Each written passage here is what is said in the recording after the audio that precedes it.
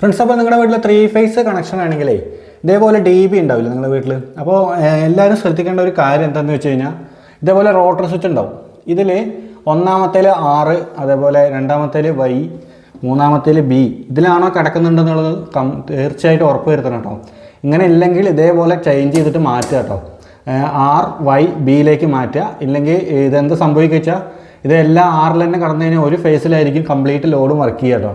അപ്പോൾ ആ ഒരു കാര്യം ശ്രദ്ധിക്കണം. പിന്നെ എന്താണെന്ന് വെച്ച് കഴിഞ്ഞാൽ ഇവിടെ ELCB, അത് RCCB, ഇത് RCCB ആണ്, പഴയ ടൈപ്പാണ് കേട്ടോ.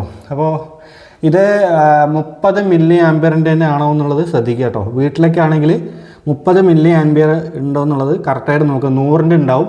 അപ്പോൾ വീട്ടിലേക്കാണെങ്കിൽ അത് വെക്കരുത്. നമ്മൾ 30 മില്ലി ആംപിയർ തന്നെ വെക്കാൻ ശ്രമിക്കുക കേട്ടോ. അപ്പോൾ അത് 100 ആണെങ്കിൽ ഒക്കെ മാറ്റിയിട്ട് നമുക്ക് 30ലേക്ക് ആക്കുക. പിന്നെ ഇവിടെ ഒരു ബട്ടൺ കാണും.